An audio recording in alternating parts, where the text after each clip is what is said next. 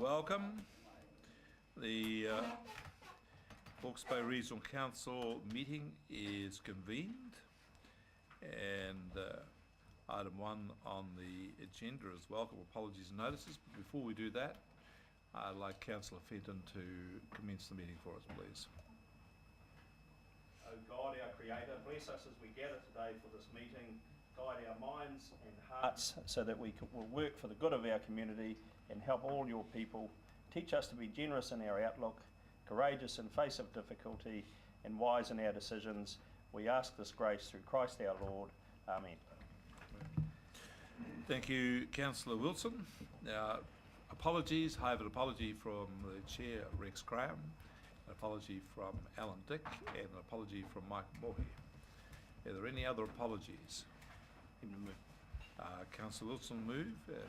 Councillor Bevan seconded. All those in favour say aye. Contrary? Aye. No. Carried. Any notices? Being none, I'll then ask for conflicts of interest declarations.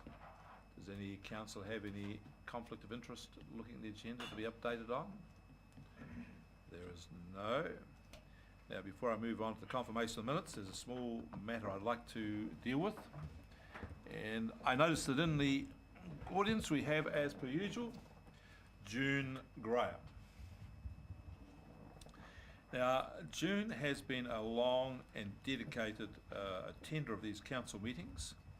Her attendance record has on occasion surpassed that of councillors. She has been not only an observer, but she has made her views known and has been a special person in the life and the work of this council. And it gives me a pleasure to ask June to step forward as I wish to present her with a certificate of appreciation. Now,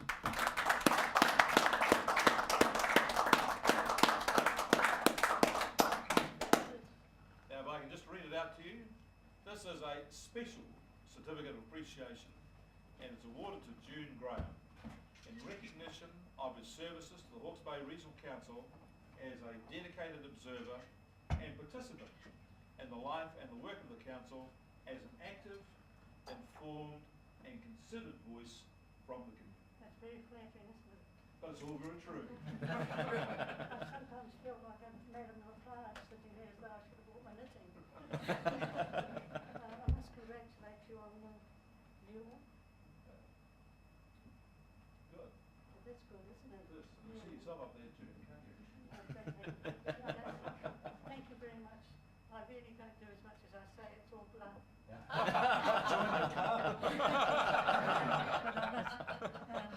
You do a good job, and I know a lot of it is you get it a bit of abuse. But I do appreciate the acknowledgement. Thank you. Thank you. I'm in a period of adjustment at the moment, so I'll most probably be absent for a while. But thank you once again. Hurry back, June. We'll make sure you're on. So I'll move leave of absence for Mrs. Graham. I'm happy to second that, Chair. All right. Okay, now if I can get this machine to work. Next item is confirmation of the minutes of the Regional Council meeting held on the 29th of November. Minutes have been circulated. I don't intend to go through them. Would someone like to? Is there any errors or omissions or changes people would like? Going, gone. Could I now have someone to move the minutes? Councillor Bevan, seconder. Councillor Bailey. Procedural motion. All those in favour say aye. Contrary no. Carried. Matters arising. Councillor Bailey. Thank you, Chair. I'm not entirely sure this is the appropriate place to make mention of this, but item 8 on the... Sure, it probably isn't. Yep. Item 8 on the agenda, page number 4, the report from the Regional Planning Committee, and our recommendation that we go back to the Regional Planning Committee to I would say relitigate the question of giving an extension to the time frame for meeting the requirements of Plan Change 6.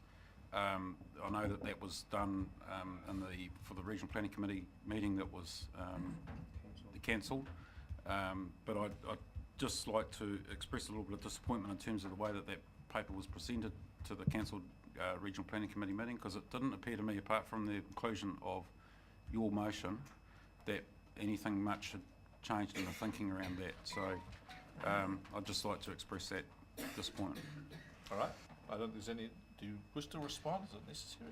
Chair, could I just acknowledge the concern of the councillor? He's quite correct. We were just in a difficult timing position where the request for the further consideration was made at a council meeting on the Wednesday for a meeting of the Regional Planning Committee the following Wednesday, and our ability to therefore write a fresh paper and get it circulated and meet the statutory timeframes wasn't possible. What we do propose, however, is to provide a refreshed paper that will be more up to date for the Regional Planning Committee's next meeting, when it will consider this request from the council. Through you, Chair. Thank you, James. Right. Can we then move on to call for items of business not on the agenda?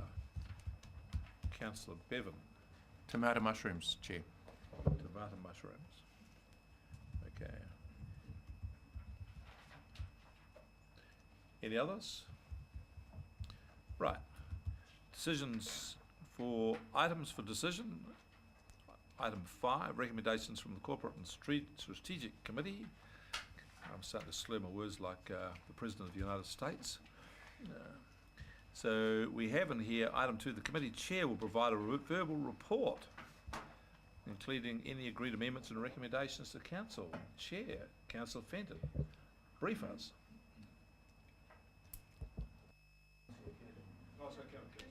I'm happy to do it, Chair.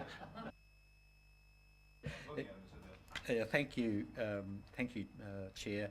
I'm hoping councillors have got in front of them a white paper, and it's called Late Item.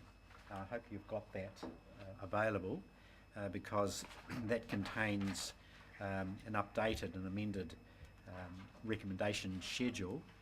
And if you turn to that, councillors, you'll see our very first recommendation, or in fact recommendation 2, and that's around the submission to the Remuneration Authority elected representatives remuneration review. A very important agenda item, I would have to say. And you'll note our consideration of that item and the agreement and recommendation to include in the submission at 3.1 and 3.2. 3.1 being the opposition to the use of socio-economic deprivation index and tourism guest nights in the calculation, and 3.2 the inclusion of land area being a very relevant issue for this region in particular as a part of the remuneration review process. So we've got those in front of us. You're well aware of that conversations we had around that. The next item, it's labelled 2, not sure why there, but it obviously takes a different number sequence, probably 4, is it? We're looking to the letter from the auditor, the audit office, in regard to the council's year ending 30th of June, an extensive document, particularly referring to issues around the treatment of the Ruataniwha Water Scheme capital situation. But aside from that, the only recommendation coming to this council was the issue of forwarding a letter to HBRIC requesting that Port of Napier change its annual reporting date to the 30th of June to align with the council dates. So there's that recommendation, and then we move on to what's labelled as 4 on our sheet, 4.1 to 4.7. The various reports received initially by the Finance and Audit Committee, recommendations to the Corporate and Strategic Committee, and you'll note at 4.1 and recall that we had left lie on the table the water management internal audit. You recall our internal audit program was set and included the consideration of consenting and compliance by the council in regard to 3 waters: wastewater, stormwater and drinking water. Because of the resourcing and scope, issues around that report, we decided to let it lie on the table, and in discussion with the Chief Executive, we will take the time in January to prepare that and come back to Council on the 29th of January to present that very, very important internal auditing document for consideration by Council. Councillors, at 4.2, you'll recall the discussion on compliance and land management review findings, two very critical documents that we considered there. We've got the first of many reports from the Woodham Efficiency Review, and we look forward to the balance of those. We've got the Hawke's Bay Regional Council procurement policy, the issue raised by Councillor Bailey considered in that.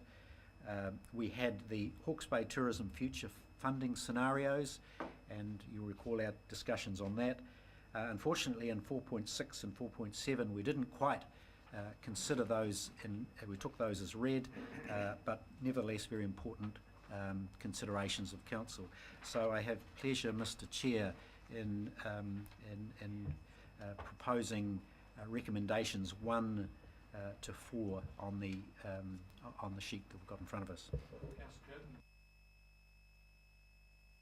Oh, sorry, yes. Any questions of Councillor Curtin and his fulsome report on the activities of the meeting? Councillor Belford. If there were no questions, will you move directly to comments? I'll take a comment from you, Councillor Belford. The 4.5 item, HB Tourism Future Funding Scenarios, I would just like to comment that that's a misleading title. We didn't discuss future funding scenarios. We heard a report from Hawke's Bay Tourism supporting the status quo with regard to their current funding level, and I, at least in my case, there was some agitation that in fact we weren't presented and there was no evidence that they were considering other alternatives for helping meet this particular funding issue. So hopefully the discussion did drive home to them that there is a serious question being raised here. I'm not going to prejudge where it falls out, but this is an organization that does have a board. Presumably that board is thinking about the future of that activity and how to make sure it is dealt with appropriately. And it just seems to me that it is incumbent on them to be coming back with other recommendations than simply continue to write checks. Councillor Bailey, is this a comment or a question? Thank you, Chair. This is a comment, seeing as we're taking comments at the moment. Well, why don't I second the motion and then we can I was about move on. to do that. Yep. Councillor Curtin, you've moved. Councillor Wilson seconded it. Councillor Curtin, would you like to speak? I'd just like to reserve until the end. Thank you, Councillor. Thank you, Mr. Chair. Councillor Wilson? Second it, yeah. Second? Yeah, thank you.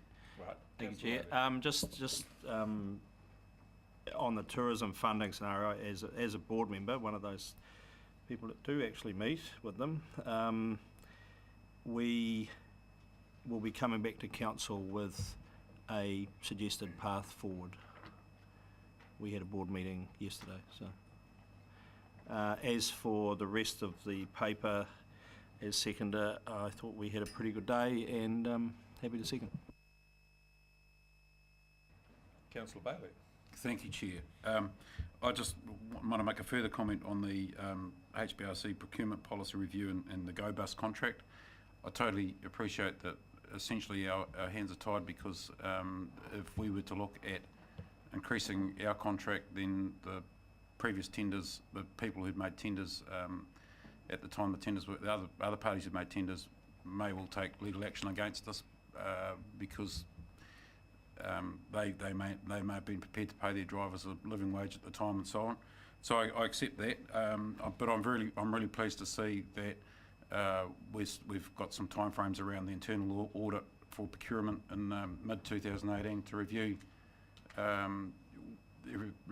consider putting a requirement for council to pay contractors a living wage. I'm really pleased to see that because it gives us some sort of time frame for moving on. And I just hope that if First Union does successful in any sort of negotiations with Go Bus, that we will take that on board at the time if it were to happen. Any other speakers?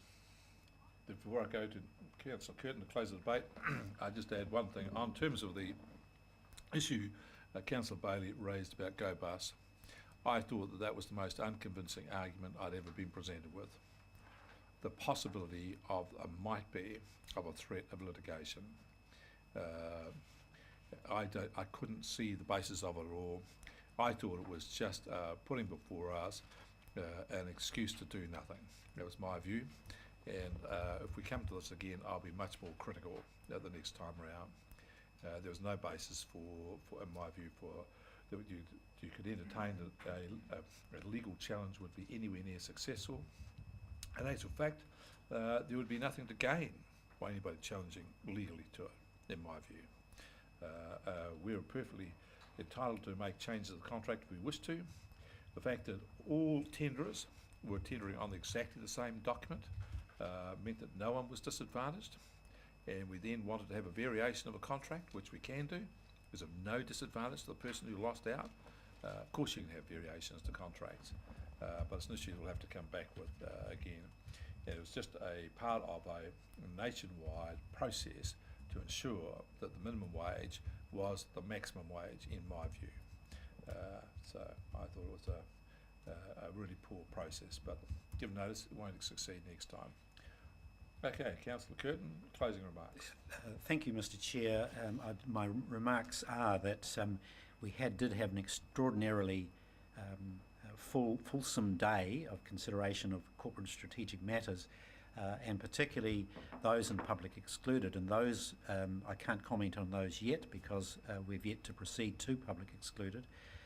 But I think it's important for any observers here today, the media and or those persons online, to know that we will be concluding this council meeting with a public excluded session to consider very, very crucial considerations around our capital structure, and we'll be reporting on that later in the day. So with that, Mr. Chair, I'll leave my comments there.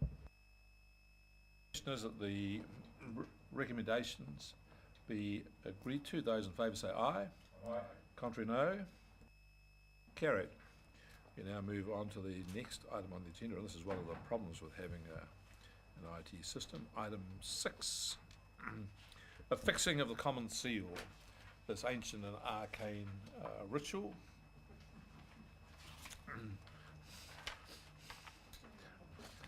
Thank you, Chair. Do we have the head druid in attendance with us? I was going to move, Chair, but after that comment, I don't think I will.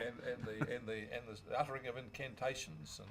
Chair, look, I just note that there has been through November and December sort of a reasonably solid level of activity in terms of the freeholding of Napier leasehold land, and that is reflected obviously in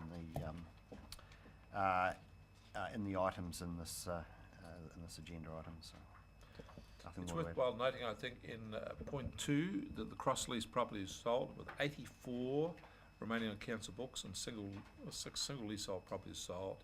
128 remaining on council's book. The portfolio is diminishing rapidly.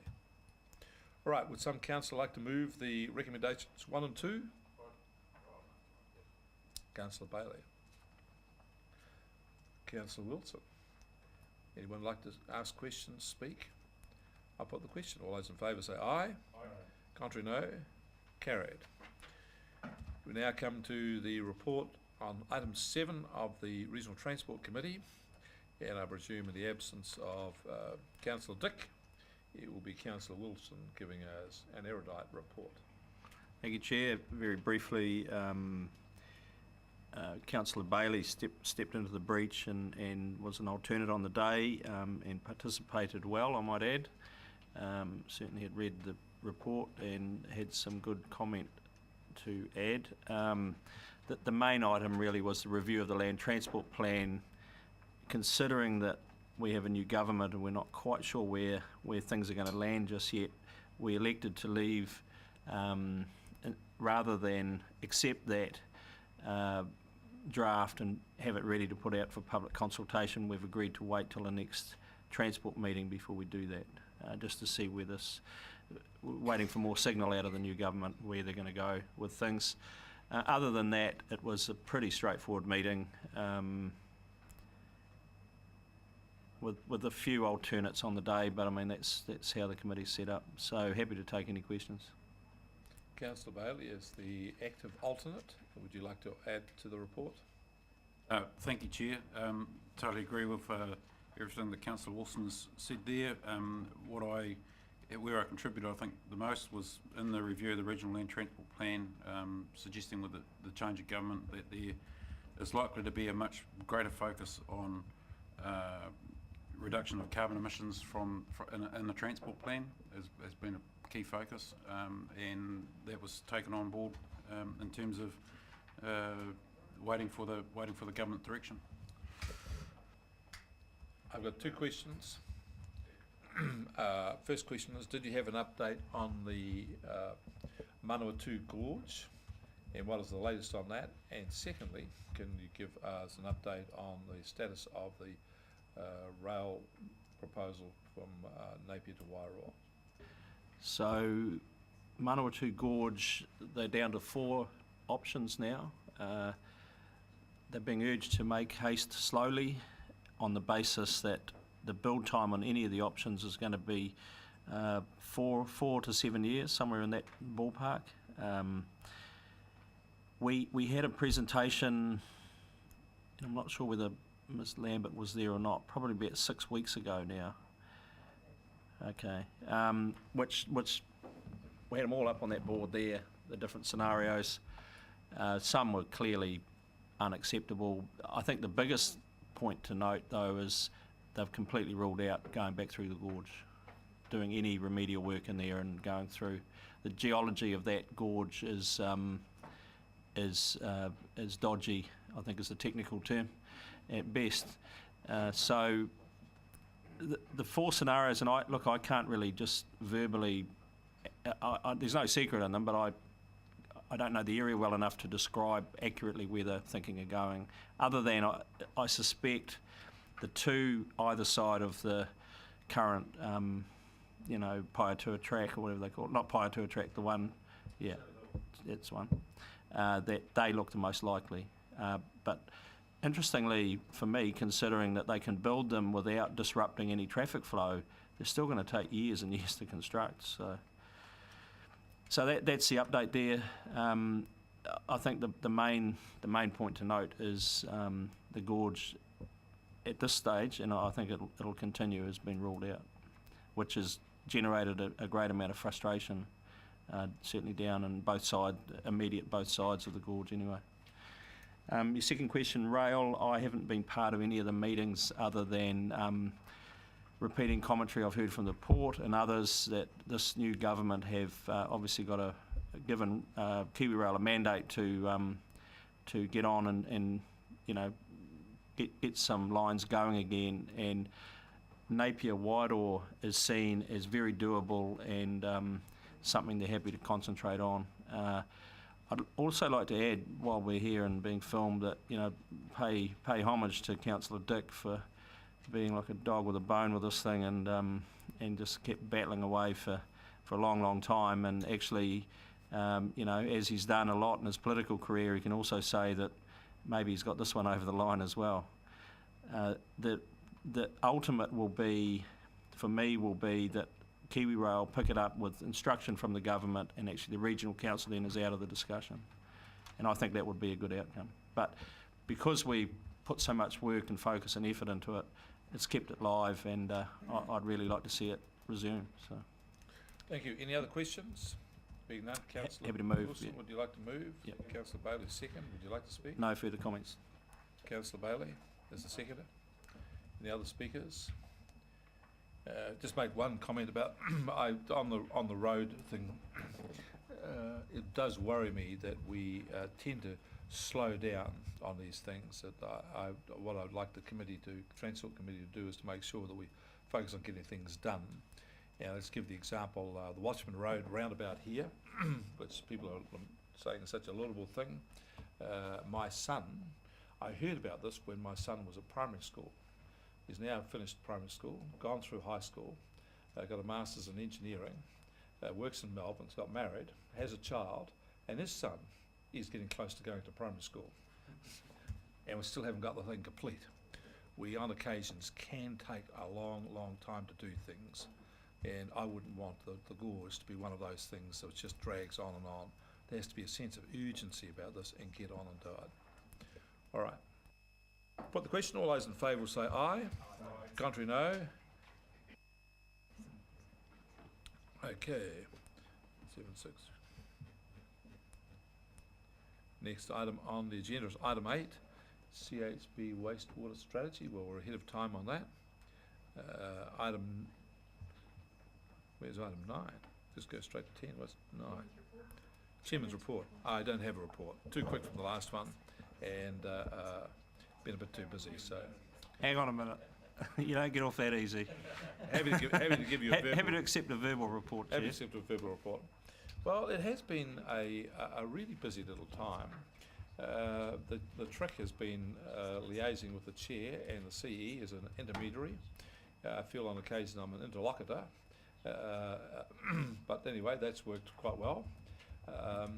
I think the charging along the background has been the work liaison with various politicians about our trees, liaising with several community groups about that in that regard, and also the capital review. Has been quite a lot of informal discussions about that, and I'm looking forward to our deliberations later on the day about that and the release about that. I think it's a substantial body of work, and at the end of it I think everybody will say, well, that was a job pretty well done. The other thing I'd comment on as the Chairman's report is that in my impression, with the issues running around the place, which are normally for a council, I think this council distinguishes itself by being positive and open to doing things differently and to change. I sense that a number of other councils around the place, it's being about managing the status quo for what it is as best you can get away with. And managing a council for openness and to change is going to be, bring challenges with it, and I think the next year is going to be great. And the final part of the Chairman's report is to say, I've enjoyed your company for the year. It's been great. Merry Christmas, Happy New Year, and at the end of this meeting today, I'll have now completed 3 days of meetings in this council chamber with all of you. As much as I love you all, I think I'm getting close to cabin fever. So, Mr. Chair, are you taking questions at all in your... That'll have to be a very strict question. Well, Mr. Chair, I will ask this question given the enormous events around water for the region in the last couple of weeks. And can you describe your communications with your fellow leaders of the region in regard to the Havelock North Water Inquiry, the Napier water situation, any other water matters that have obliged you to have communication with your colleagues on this? Have you got any comment on where we are in that space politically, given the events of the last 2 weeks? Well, no specific conversations, but I would make this point for the record, that this council, as other councils have tended, in my view, to manage to the status quo. And what has changed with the Havelock North water and with other water incidents and just general water quality, the public mood is not for managing the status quo. And this council is going to have to get its head around what it's going to do differently about being a regulator and an initiator of change. And once we've got that clear in our heads about how we manage that, then it will be a time for an open public conversation with other councils and the public about what is going to be changed and different. And there will be change and it will be different. I have no doubt about that.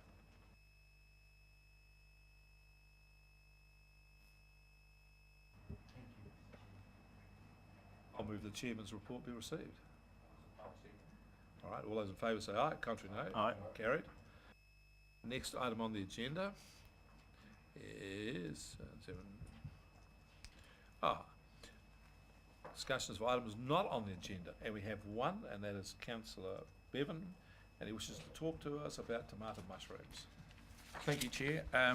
It's been some time since the consent application was filed by Tomato Mushrooms, and I'm just hoping that the Chief Executive can give us a verbal update on the status of that consent and how complaints in regard to the odour, which is an ongoing issue, have been handled and where that issue lies. Before the Chief Executive does that, you're asking for a change to the standing orders. Normally with items not on the agenda, it's for a councillor to make a comment, and there's no discussion. So you're asking for the standing orders to be varied to enable a discussion. Is that it, Councillor? I am Chair, and I have forewarned the Chief Executive. Well, the Chief Executive isn't the Chair. This is my responsibility. But given your pleadings on this case, and given we've got a bit of time, I will accept to it. Councillor, Chief I Executive. thank you for your indulgence, Chair. Thank you, Chair. So, with respect to the resource consent, first of all, just remind councillors that in April of 2016, the Environment Court directed Tomato Mushrooms Limited to apply for a new resource consent to the Hawke's Bay Regional Council. Upon lodging that consent, the Hastings District Council advised that in order for that consent to be approved, there would also have to be approvals from the District Council in relation to noise and traffic on the basis that the proposal would be non-complying with the district plan.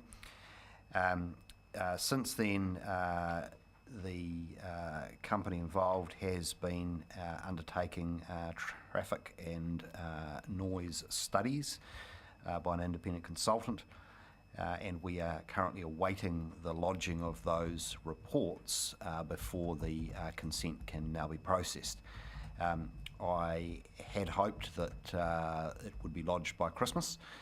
I met with the owner of Tomato Mushrooms and his planning consultant the week before last, and they advised that the independent companies that are providing the traffic and noise assessments have not yet finalised their reports, and it appears that there is a great deal of activity nationally at the moment, which means that the market for people that providing these sorts of assessments is stretched, and the individual provider has a lot of work on, and so it is now intended that those reports will be filed in January, and then the consent can then be processed from there. So we are frustrated, but as far as we can tell, the company is doing everything it can to get that consent finalised and lodged, and at the moment it's in the hands of independent consultants who can't be made to work any faster than they already are.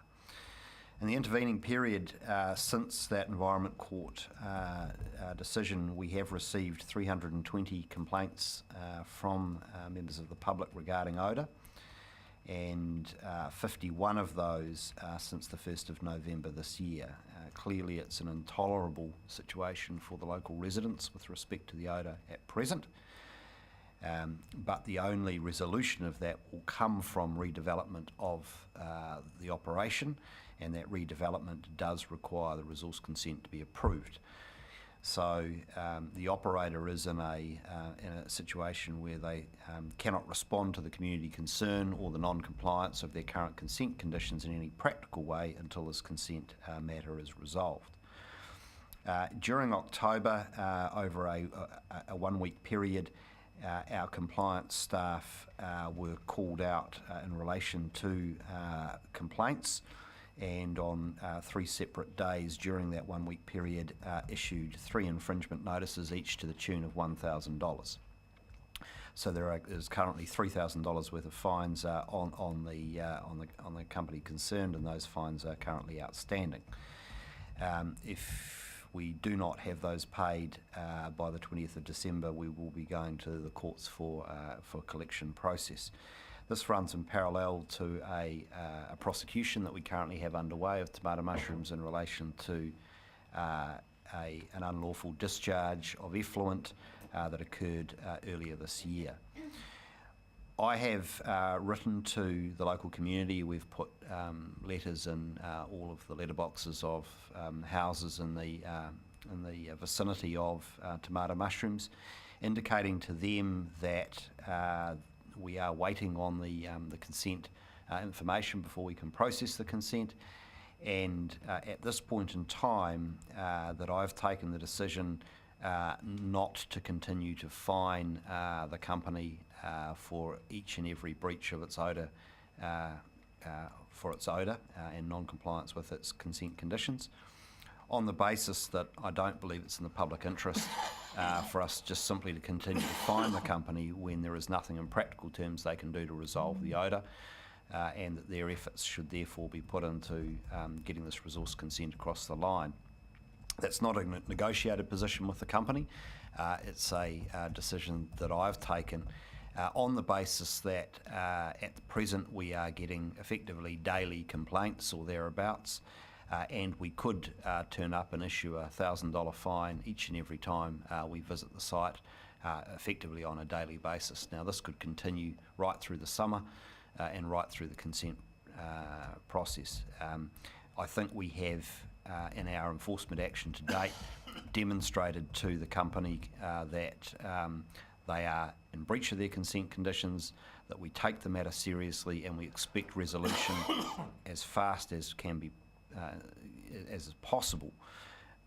But I don't find it to be a prudent use of our staff time to be out there on a daily basis measuring a non-compliance, which we know to be a fact, and issuing those infringement notices and all of the paperwork that goes with that. So at the present point in time, I have suspended further enforcement action against the company, but that is a position that's open to review at any time. And indeed, if there's any sense that the company is not doing everything it can to advance its plans to, in practical terms, resolve the issue, then we will reinstigate our enforcement action. I have taken calls from a number of concerned citizens following the issuing of that letter last week, and I have undertaken, along with councillors Belford and Bevan, and the group manager responsible for compliance and enforcement, Mrs. Lambert, to meet with local residents on Friday evening to hear their concerns about the way in which this matter is being resolved.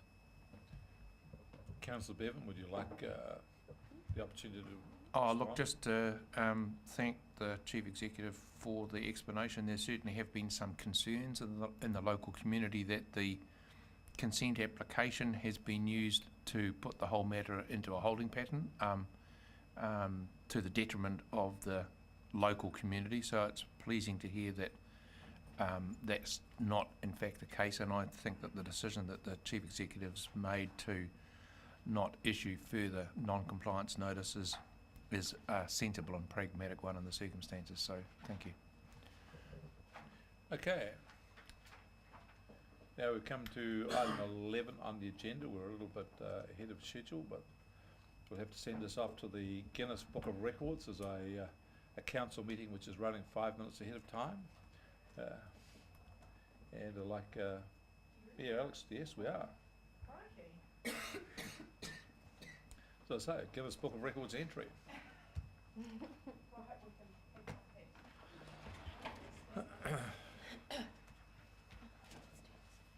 It would be helpful if you pulled up the little wee button and pushed the thing on the bottom to make it ready thing go. As we Hey, it's going. yeah. Good morning. Lovely to see Floor is you all. yours. A beautiful bay day. I will let the technology get underway. So it's a pleasure to be here today, although to talk about a contentious topic. And I will, in a moment. This is the first time that I've brought our new Chief Executive to present to you guys, and want to introduce Monique Davidson. Some of you will have met her in other places, but this is the first time formally at the table. So welcome, Monique. Thank you very much for being here. We have, and in fact, helpfully, the Hawke's Bay today published a double page of history and information about our wastewater ponds just this weekend. And so we are here to explain to you a bit of the journey that we've been on just in the last few weeks and few months, and reflect a little bit on some history and share with you what has been going on for us, so that you understand where we have to go from here. And you will have seen from the behaviour of my council that we're taking as open and transparent approach to this as possible, and hence why we're here. We want you guys to be able to understand where we're at as well. So obviously, with the help of Hawke's Bay today, we've laid out for us some history on this issue, and I really want to recognise that there are people around this table who have been involved in conversations about this piece of infrastructure in our district for quite some time. It has been approaching possibly even 20 years, at least 15, which poses some challenges for us as two new faces sitting here speaking to you on this topic, and means that what we've been faced is almost like an onion, peeling back the layers of issues. And we have all sorts of layers that go back a long way, and it's been a challenge for a new council table to pick up this issue and realise that there was a bit of a tough coating around the outside, and we've worked very hard to pick that open. And we're dealing with layers of operational issues, some layers of compliance issues, and in the last 12 months also we've been dealing with odour issues as well for our Waipokoro residents. So it's been a challenge for us to pull apart these layers. And what we're going to do is just really quickly run through the short-term history on that, and just talk about the resource consent that we're currently operating in. So I'll let Monique talk about that. Kia ora koutou katoa. It's great to be here, and just want to acknowledge my colleague James, who him and I have developed a great working relationship, and acknowledge you as elected members for those of you who I haven't met. This has a long history, as Alex has identified, and it goes back to 2008, where resource consents were up, and there was a requirement for new consents. It required significant higher standards of compliance, which we're all familiar with a particular focus on the removal of ammonia and phosphorus. Throughout 2008 to 2012, there was significant time put into investigating a number of options that explored what was going to achieve those consent requirements. There was a robust procurement process that Council went through, and based on the best information in front of them at the time, they made a decision in 2012 to facilitate a biological treatment upgrade at both the Waipara and Waipokoro treatment plants, and that was a significant financial investment for the community. And since then, there has been additional financial investment to do further fine-tuning to the treatment plants, because they haven't been delivering to the performance that was expected. This slide just gives you a picture, and I'm sure that you're all familiar with it, but I just wanted to put into perspective about what were the compliance expectations prior to 2008, and then what are the compliance expectations now. And it's not to litigate whether they're correct or not, it's just to put into perspective that actually the quality of the wastewater treatment processing, while we acknowledge we have significant issues, it has significantly improved, and I am going to talk about what that looks like if we think about the data over the last 3 months. So I won't go into the detail. Alex has spoken about the odour issue, and the odour issue is real. And for our customer, our ratepayer, the odour issue is the issue right now they want resolved, and we are working hard to resolve it.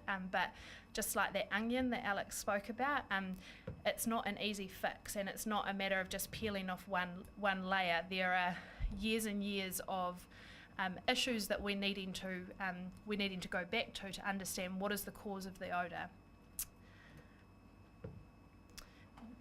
You want to talk about that? Yeah. So in the previous slide, I'd put in what are the new consent requirements, and what I've put here is at our Waipukoro and Waipawa treatment plant, if we take the last 3 months just as a snapshot, I could have brought the last 3 years data, but if we take the last 3 months in particular, what you can see here is that for majority of the conditions, we are meeting consent requirements.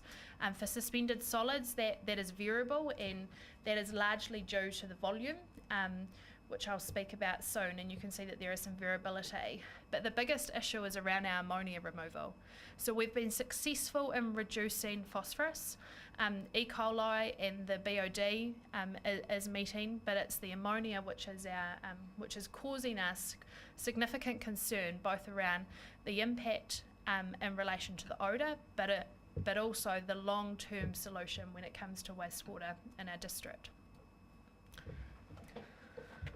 So, in an effort from my council table to peel back some more layers of this onion, a few months ago I tabled a motion which was unanimously supported by my colleagues to have an extensive review independently done to look at our ability to meet consent requirements, both now and in the future, looking at the growth that we're experiencing in Central Hawke's Bay and the growth that is projected as well, both from a residential and an industrial perspective. So the independent consultants were Hugh Ratsey of the Wastewater Specialists, and he was joined for some peer review by John Crawford, who had some previous knowledge and work with these systems, but not for a number of years, to provide a peer review in that space. And Hugh has presented us with his findings, which were released 2 weeks ago, and which we very quickly released to the public as well to make very obvious the issues that we were dealing with. And it's probably just worth pointing out here that parallel to this independent review, which has been mandated by the council table, we have a parallel independent review occurring on Waipawa specifically, and that is a result of the court enforcement order in relation to the prosecution that occurred earlier this year. That review has been done by John Crawford.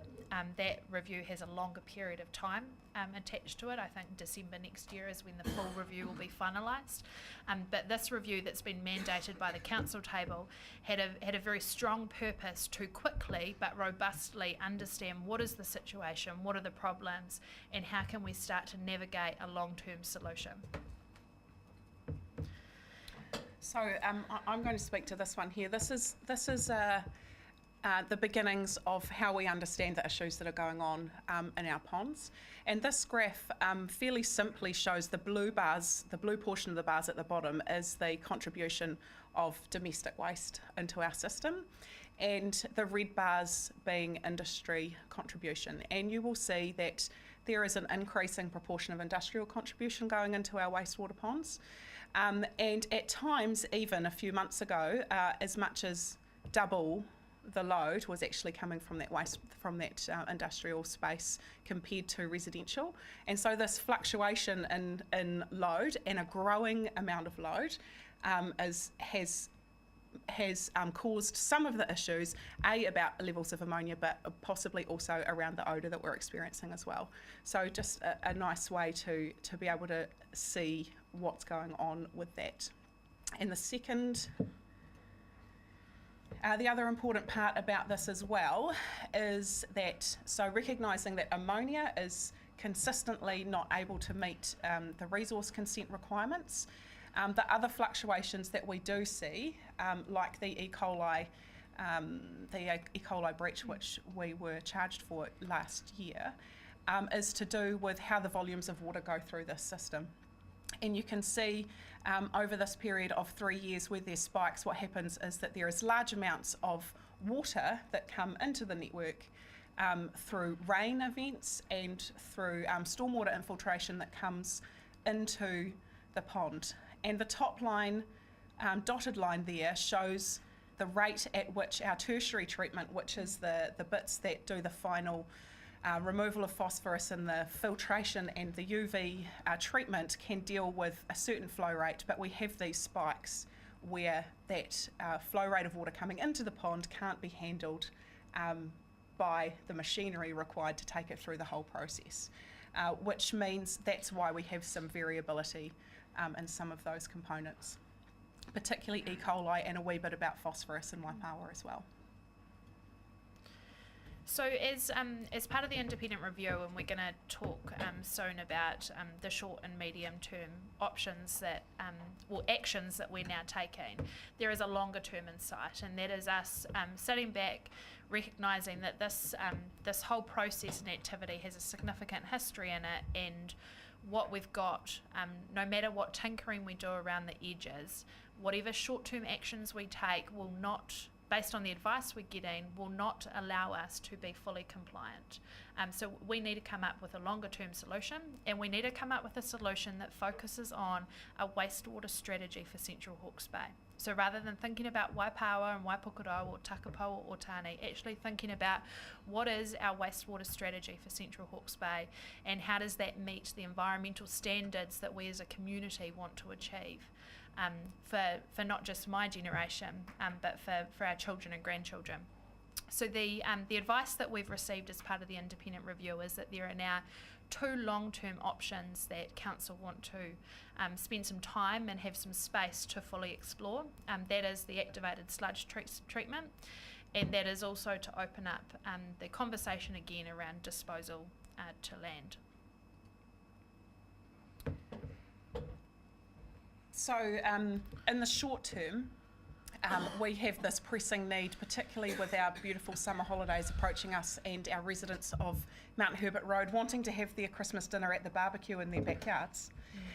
We have some short-term things that this report has highlighted for us that we are working on to address the odour issues.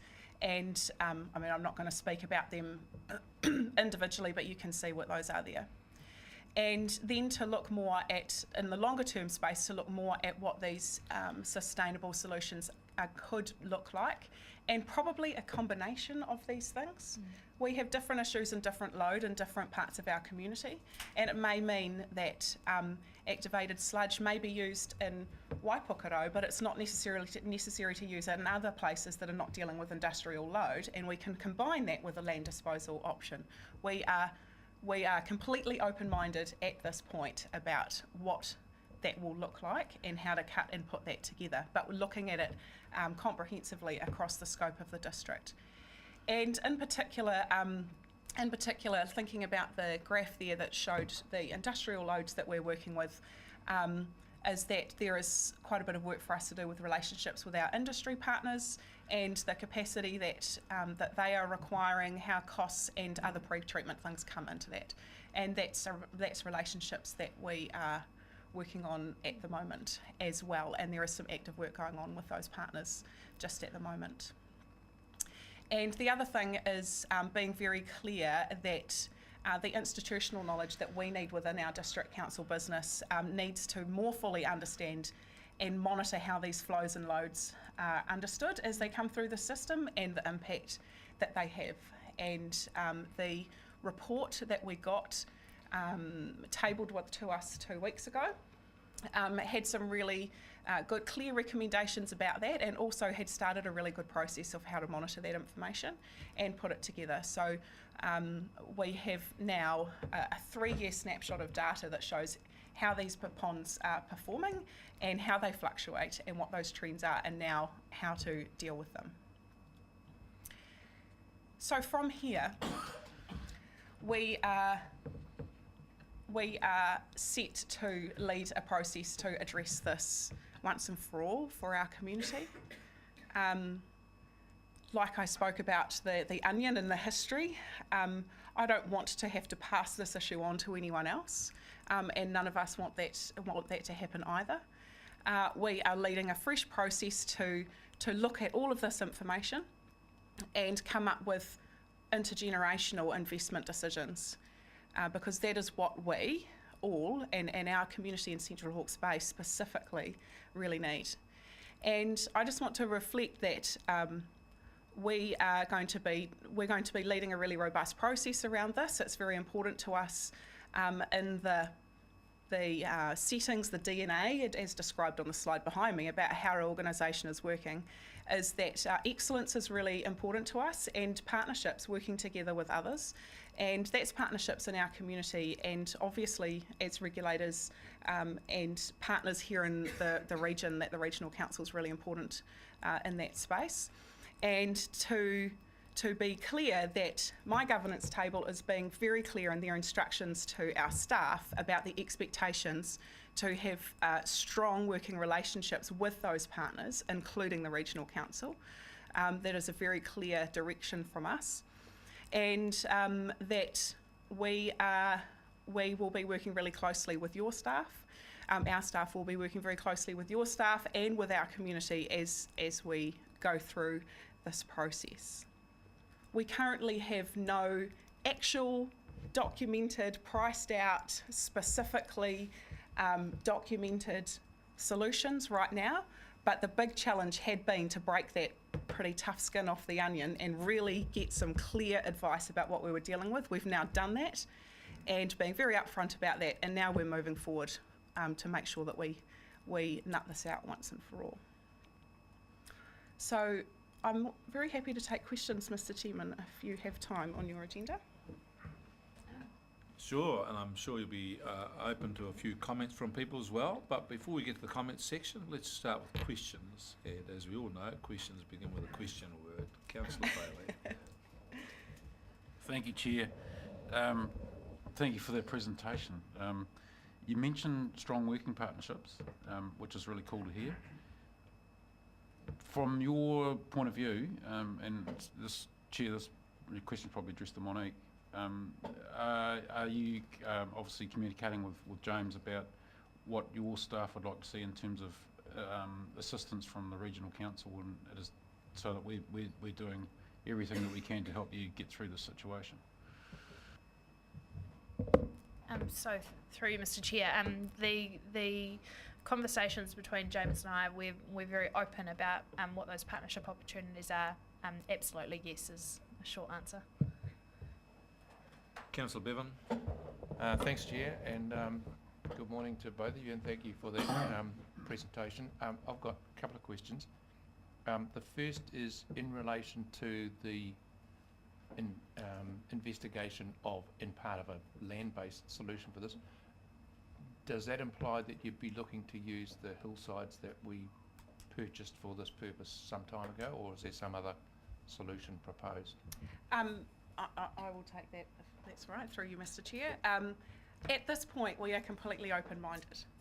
And so obviously there has been some previous work that's been done. There's some previous institutional knowledge both in this building and in our building around that land. And it makes sense to include that, but we're not ruling that in or out. Like we're really in quite an open space at the moment about that. So with the will of your staff to help inform that decision, those sorts of decisions, then that could come into play. Okay, so we had a proposal put to us by I think the Rotary, was it, to build a cycle path. I don't know how far that's even got. Is that going to be an issue? Potentially. They've put some mountain bike park onto part of those trees, but that's something we would have to work through. The answer is we don't know. We're literally in an open-minded space, and they are community partners as much as Regional Council are our partners too, so we need to work through that. All right, so my other question was in relation to timeframes. Do you have in mind a time frame to complete the investigations and come up with your preferred solution for all of this and then the implementation of it? So, through you, Mr. Chair, again, we're in this difficult space of where we're merging into our 2018-28 long-term plan, of which the key focus of our long-term plan is around what we're calling hashtag the big water story, which is a significant investment in drinking water, wastewater, and stormwater over the next 10 years. But we're also in this space where we've isolated the issue, we've diagnosed what the issue is, but we don't necessarily know what the solution is and how much it will cost. The idea is that within 18 months' time, we would be in a position to go back out to our community and reconsult on an amended long-term plan that would include the final proposed solution and the strategy for funding that solution. Councillor Belford, sticking with the bees. Thank you. Great presentation. Could you elaborate a little more on the industrial component issue? I mean, how are you able to identify what those relative inflows are into the system, and what I would assume there are a variety of steps one could take to go to the root cause of that and deal with your industrial polluters, if that's what you want to call them. Could you just talk more about how you're looking at that? Yeah, absolutely. So working through this process with the industries is an important part of this, and we have a number that we need to work with. They currently all operate in a consented regime, and the flows and the pre-treatment that currently occurs, that is all currently consented and is monitored on a regular basis. What we're looking at now is how that changing is going to fit into our long-term picture. So there's a bit of a process to go through for that, because they're quite key partnerships, they're quite key customers of the council. So we need to work directly with those industries, and that's what we will be doing. To that, I mean, so at this point, do you, from the consulting work you have done, do you not yet have a sense of how much of your problem you can contain that way, as opposed to public expenditures on facilities and what have you? I think we're starting to gain a picture, but right now it's not a completely clear picture. I think that the overall loading is part of it, and the independent advisor who's been working on this report has been working also specifically with those industries as well. So we're continuing, and in fact the advisor is continuing to work. It hasn't stopped with the delivery of the report 2 weeks ago. There are still actions going with him and the other members of the team in that space. Just one more question, if I may.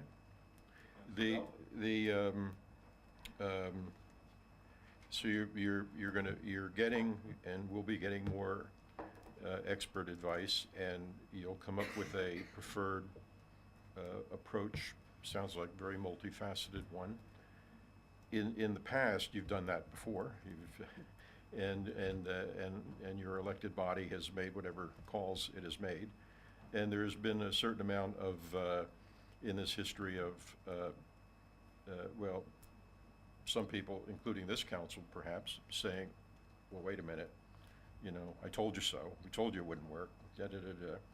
And now we're going to get into a similar process here. You're going to work up a plan, and our role, I guess officially, is simply to make a judgment as to whether any conditions we put on your facilities can be met by the solution you're proposing. So are we going to approach that any differently? And I guess our official position is we can't tell you what to do. We can't tell you to put effluent on hillsides. But what do you expect of us? I mean, it would seem prudent that there is a meeting of the minds at the end of the day here before everybody's locked into a solution, that we at least eliminate that part of the fragility, I guess, of the relationship, that I would think would want some comfort that we were, in fact, happy with your plan, and is that the way you're looking? How do you see that unfolding? Absolutely, and probably the first key step around how to manage, how to have the meeting of the minds, if that's what we want to call it, is having a working party which has our key partners around it. And so we would be inviting the key technical staff, and in fact other staff that have, or members that have history in this kind of area, to contribute to that conversation. There's numbers of people across our community, previous elected members, there's previous staff, there's all sorts of people who have some knowledge and some input into this, and so we would be looking at putting together a cross-functional working party to pull this together. And in terms of, absolutely, and I think one of the things we always come up against comes down to affordability, and in the past has been an issue which has caused grief for the process and has made some of that toing and froing happening. And I want to be really clear that affordability is an issue, but it's not the only issue. The way that I see leading this project is that we have to be focused on long-term investment. And right now we've got a governance table that's really is brave, and we're proposing some large infrastructure investments in our Three Waters networks already, and this would be in addition to that. So this is about long-term investment. I see it as a 50-year decision, or possibly even a 100-year decision, but definitely a 50-year decision. And as well as partners when it comes to efficiencies and how we design and how it's going to meet consents, we're also going to need partners when it comes to funding. But right now, we can't have that conversation because we don't know what we're dealing with in terms of costs, not really. So there will need to be, what does that look like? Is there a role for private partnerships? Is there a role for central government partnership? What other things could happen in that space? But right now, the main thing is that we have this issue and we need to come up with a solution which will meet the environmental outcomes that we all want to have. Councillor Curtin, you were shuffling with the thing there, looking like you want to ask a question. Do you wish to ask a question? I'd be delighted to. All right, Question, please. Mr. Chair. I like my predecessors in questioning. I'd like to start with a comment. And that is, thank you so much, and I applaud the approach from Central Hawke's Bay, your presence here today, and the attitudes adopted. For far too long we've had your predecessors coming here with such madmen bravado that, and excuse the analogy, that it's all about how far one can pee, but I felt that this is an appropriate response, and I'm to be applauded. My questions are in two tranches. Firstly, in regard to your hashtag water something. The big water story. The big water story. Great to see that in the development of your long-term plan. In view of the partnership arrangements, what assistance, advice, guidance, support can we provide to you in your planning process around developing those approaches? Have you given thought as to how we might assist? Through you, Mr. Chair, it would be important to acknowledge that that has occurred and is continuing to occur, especially around the investment that we've identified in drinking water and stormwater over the next 10 years, that being the large majority of the hashtag the big water story, because we weren't sure of what would come out of this independent review of wastewater. But I think following on from what the Mayor has identified, those conversations or those meetings of the mind that need to continue to occur as we identify what is the long-term solution for wastewater in Central Hawke's Bay, we will absolutely be calling on that advice and support of our regional council partners. Thank you, Mr. Chair, for that opportunity. In this regard, it goes more specific to your current consent conditions and the potential arrangement thereof for any new proposals around your discharge.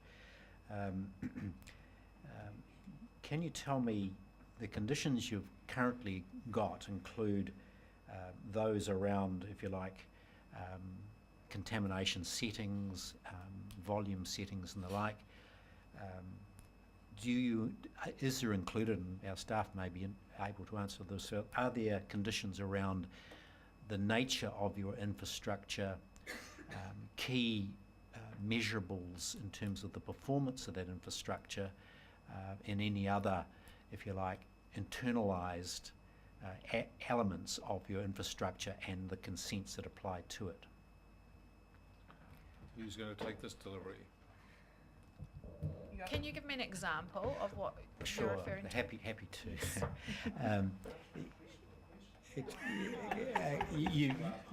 You've got issues to do with the volume of water to be treated and developed, and you're saying that it's obviously exceeding the capacity of your equipment to deal with that. So it's my uncertainty about your consent conditions as to whether in fact we have specified a certain type or capacity of that infrastructure to deal with that requirement. Yeah, so it's fair to say that the table we put up there about the resource consent conditions is extremely oversimplified. There is median values that we have to meet, and there is 90th percentile levels of that. There is numbers of times that you can go over a certain level depending on river flow rate to do with water inflows. And so what we presented to you is a simplified snapshot. In reality, those resource consents are far more complex, which is why you can see why there is variation in how they meet consents, is because of all those different facets to that resource consent condition. It's not a black and white situation. It's a whole lot of parts that come together. Councillor Belford? If I could ask a follow-up along those lines. I mean, the easiest way to become compliant is to change the conditions. Do you have any view that the conditions that you're presently being asked to operate under are inappropriate? Do you want me to answer that? So I believe there has been previous conversations from our staff to yours around the appropriateness of those ammoniacal nitrogen levels, and what that means in the context of the river health. And some of the information that certainly I have seen about nitrogen and ammonia and the way it behaves in our river system coming past our towns is that that actually a lot of that data shows that there could actually even be more ammonia coming past our township coming in upstream than there is actually leaving in the river downstream of our towns. So there is possibly a conversation about that, but I think that's something that our staff maybe need to explore a little more in terms of what the meeting of the minds of realistic impact on the river is or should be. Councillor, would you like to ask a question? When you're ready, I'm ready. You're prepared to move? When you're ready. All right. Okay. Any other questions, Well, Mr. Chair, if you could indulge me a little. I always indulge you. You know, you're very indulgent when it comes to your council. Just coming, tranche 3. Just coming to the point on that issue, given collaboration and partnership with you on the future, is there scope to modify your current conditions so we're not knocking at your door, prosecuting you at every breach, when in fact we could come to, and I don't know whether it's possible, whether we can have interim conditions that enable you to get on and build something really well without us troubling you in the courts. You can see this is the strategy Councillor Curtin applied when a young man. Instead of getting into trouble with his parents about being home late, said, just let me come home when I feel like it. So through you, Mr. Chair, we acknowledge that we need some time to figure out what this long-term solution is, because if we're going to do it, we need to make sure we do it well. There already has started conversations, but early in the new year, conversations will continue with the Regional Council so that we can identify what are the mechanisms we need to put in place to allow us the space and time to lead this and lead it well. But in terms of the different ways that we can actually do that, around whether we actually need to change our consent conditions or whether there's some levels of understanding about the timeframes that we're operating. But in particular, if we think about the independent review that is currently underway at Waipawa based on a court-enforced order, again, that's something that I'm wanting to have dialogue about, well, is that actually going to achieve anything now that we've got this independent review? And you've heard from my mayor and my council that actually they're committed to looking for a long-term solution for Central Hawke's Bay, which includes Waipawa. Could I just, as a chair, offer just one comment before we take Chief Executive? I'm just a little concerned about comments and discussion about changing consent conditions. There are some implications about those sorts of conversations, because it implies that we weren't well founded, well based in the first instance. So I'd just like to put a cautionary flag in the air about that and not have any further discussion on it. But James. Thank you, Chair. Look, I was going to make a similar remark, really, and I understand the pragmatic position that the councillor is putting on the table there in terms of how do we just manage our way through this without an ongoing compliance focus, if you like, that doesn't advance the solution, the long-term solutions to the issue. To vary the consent, obviously there are formal processes that we'd need to go through, so we'd have to have a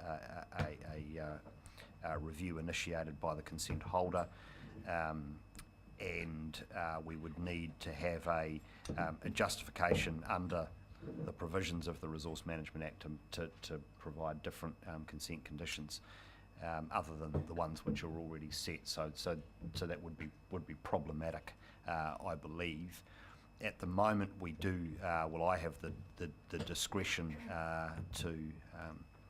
Over whether or not we take further compliance action in relation to the current non-compliance, and there's always a public interest test that needs to be weighed in that regard.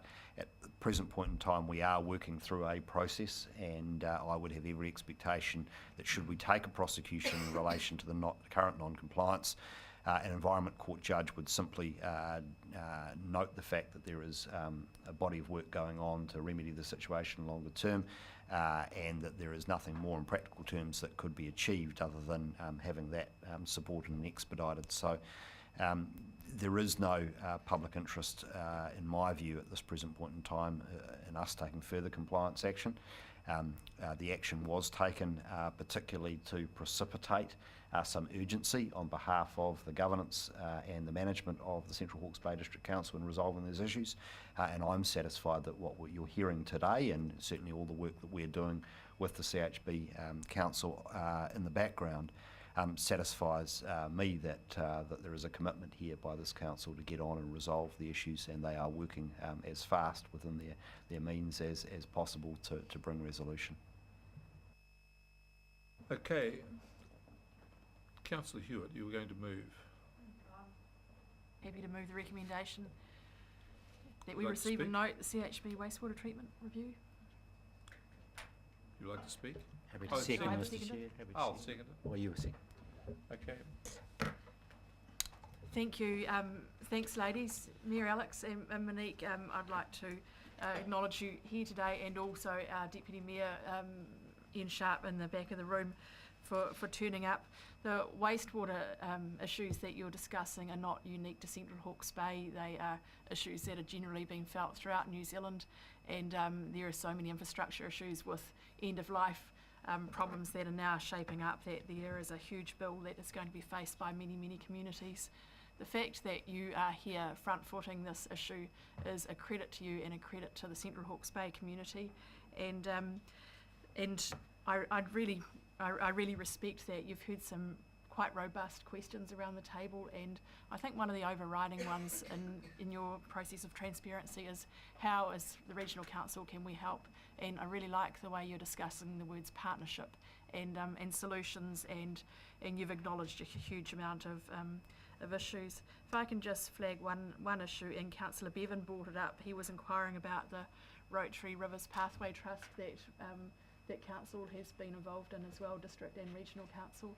And you may remember that we, or may not, but we actually put a capping provision into the amount that the District Council would have to reimburse the Pathways Trust. should they need to go back and revisit that park.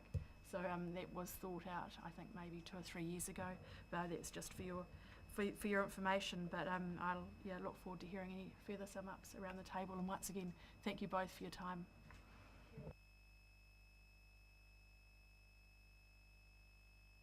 Thank you, Chair. Thank you, Your Worship. Thank you, Monique, for coming and giving us that presentation. I find it refreshing and a breath of fresh air, and I hope that our other local territorial authority cousins take that on board, the way that you've approached this issue with openness and transparency. I think that's really superb, and it's a good start to the way this whole thing's going to work, I think. Just a comment to James, I'm really pleased to hear that we're working well in conjunction with CHB District Council, and I'd like to encourage that as much as we possibly can, because the whole partnership thing is really, really key in this. So I'm really pleased to see that, and thank you so much for taking the time to come and keep us up to date with what's going on.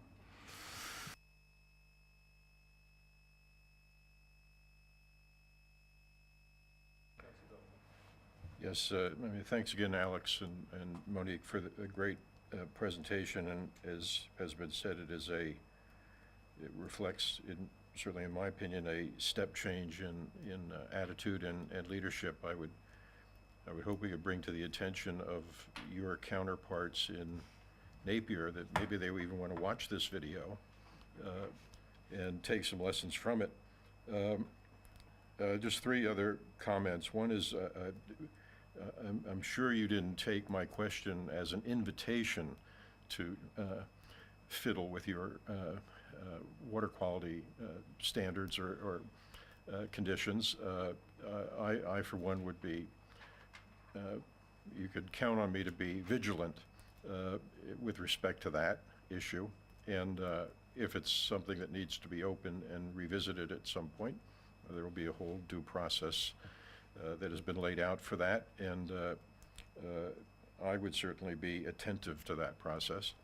The other thing I would, and it sounds like you're doing this, but on the one hand, you could come up with a set of measures here that throw a burden across your entire rate-paying base, and I would just urge you to really be hard on in your looking at the sources and what's coming into the system, and should it be coming into the system, and are you adequately preventing it from coming into the system?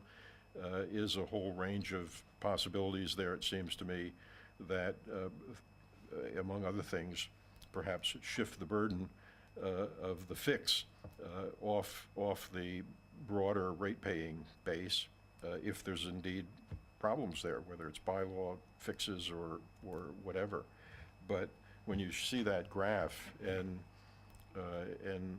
you attribute as much as you do to that extra influx overloading the system, then it's the first place, you know, I would go, because we're seeing that locally here as well as a major component of the issues that need to be dealt with. So it's just an acknowledgement that it's not at all an infrastructure plant facility issue. It is where is this coming from, and can that be mitigated? Mr. Chairman, am I allowed to make a comment during this debate? I would have thought as a mayor you would know what the standing orders are. Well, I'm questioning you, Mr. Chairman, on your standing That orders. is completely contrary to the candidate's standing orders, but if you wish to make a comment and you seek one, you'll be granted it. Please comment. Thank you very much. Just in respect to your comments, Councillor, I think there is, I appreciate your insight, and I just would request the respect for the very sensible governors that I have sitting around the table, responsible for Central Hawke's Bay District Council and the community right at this moment, and give them the respect to ask the questions and pursue these issues in the way that is appropriate, and that is our job and our responsibility, and I take your comments, but also ask that there is some respect for our governance abilities to do that as well. So thank you. Thank you. Right. Councillor Curtin, you've done your... Chopping me out again, Mr. Chair. No, just that you've asked so many questions, I thought you might have run out of words before you speak. Do you think that's likely, Mr. Chair? Prove me wrong. Councillor Curtin, you want to speak? Yes, I do. Thank you.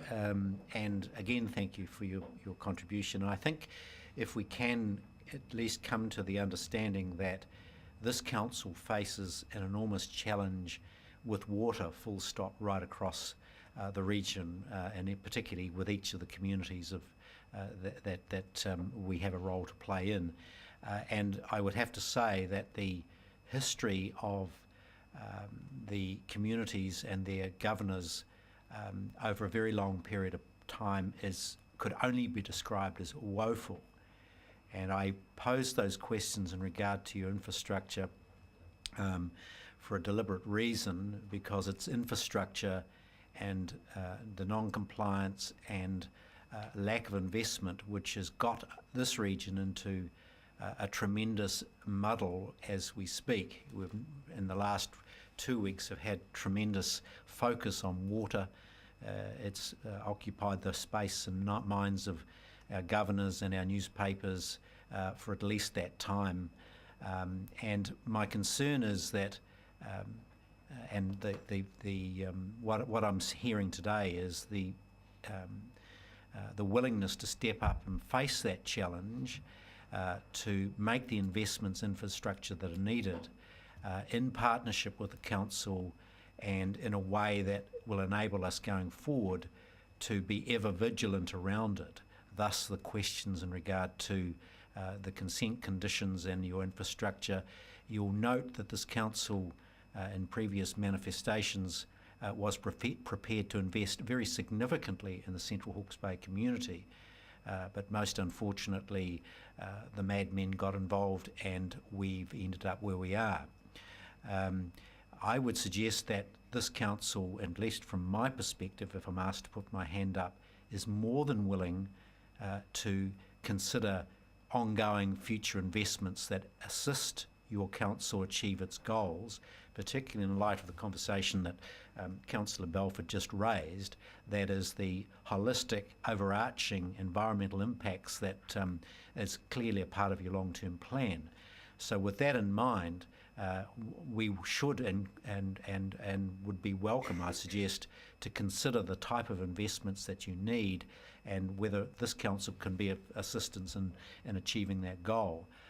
But I cannot, finally, Mr. Chair, we cannot walk away from, if you like, and excuse the analogy, with the pipeline coming our way. We have an Auditor General who is determined to consider all of the issues and our ability to manage and comply with a whole new raft of standards around water management.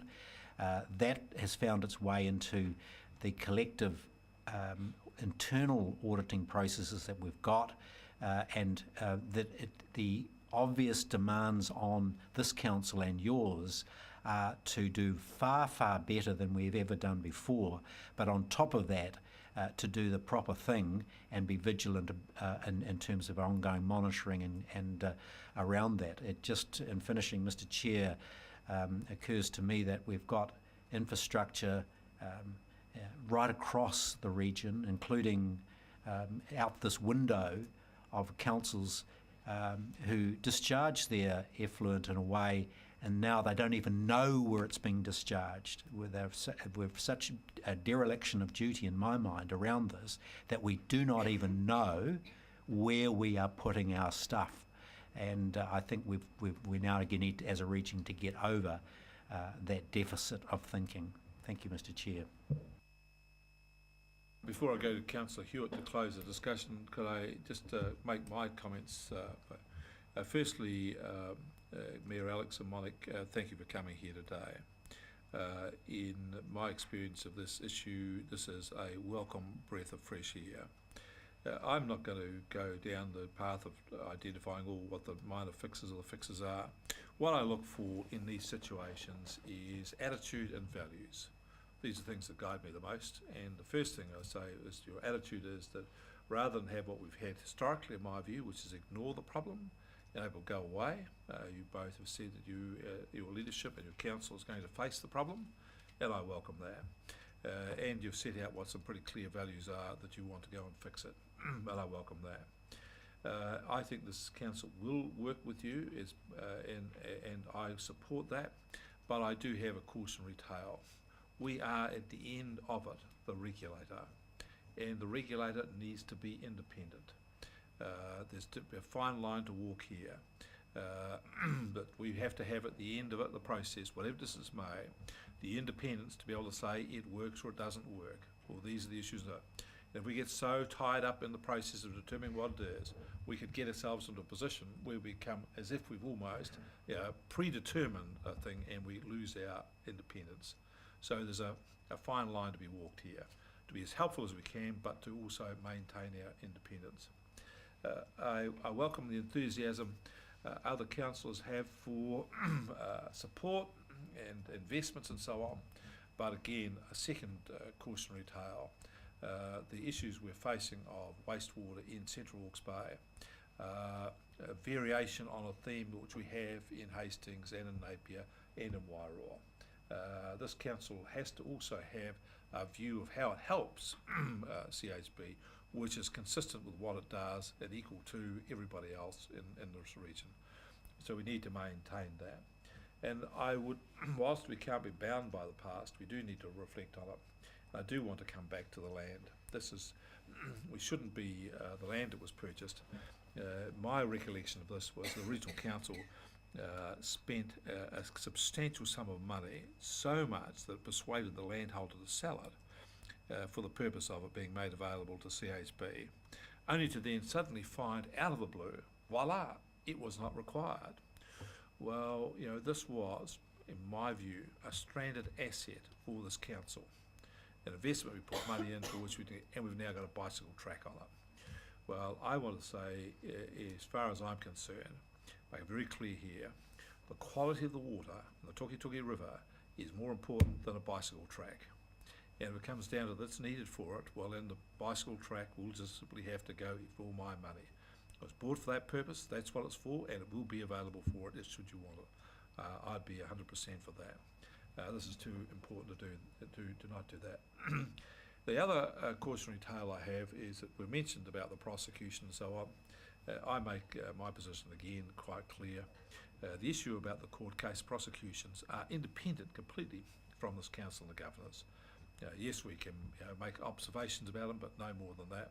That's for the chief executive to do and to sort out, and his staff is what they will, and they will be, as far as I'm concerned, completely independent of it. But with those three cautionary tales, I do want to thank you again for coming along and talking to us. I hope this is a part of an ongoing discussion, which I think it should be. And I agree with you, we need to have a fix that will stand the test of 50 years and 100 years. We've had too many short-term solutions to have another one. And I just hope that we can all as a community see that whatever we invest here is not to be amortised over one rate bill, it's to be amortised over 100 years, and the quality of our river and our waterways. That's the view we have to have, the long term. So with that, I'm more than happy to second the motion and invite Councillor Hewitt to sum up, and I'll put the motion at that point. Thank you. We've gone around the mulberry bush. I really respect the fact that both of you have fronted up and you haven't pointed the finger at past politicians who, in my opinion, have been like all of us, incredibly diligent given the information that they had at the time. Comments like madmen, I think, are not incredibly helpful to this discussion.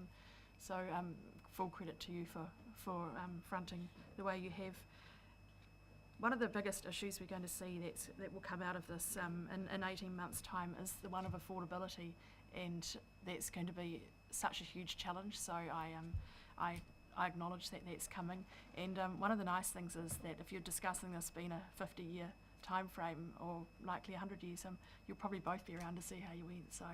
So on that note, I'd like to say once again thank you, and may this be an ongoing journey with all of us around the table, Regional Council and Central Hawke's Bay District Council.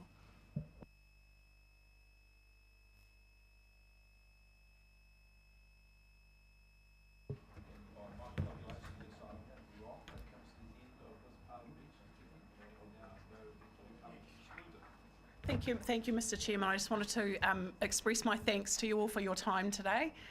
We really appreciate that, and the will that you've shown in that conversation. Really appreciate that, and the recognition of the work that we're doing around our water infrastructure. It's crucial to us and to our community, and we realise that it's crucial to the region as well. And I also just wanted to share a quote from our friends at Te College. I don't know if you've noticed when you drive past, they have a great board outside which they put inspirational quotes up. And one that was up there just a few weeks ago was that a mistake made twice is a decision.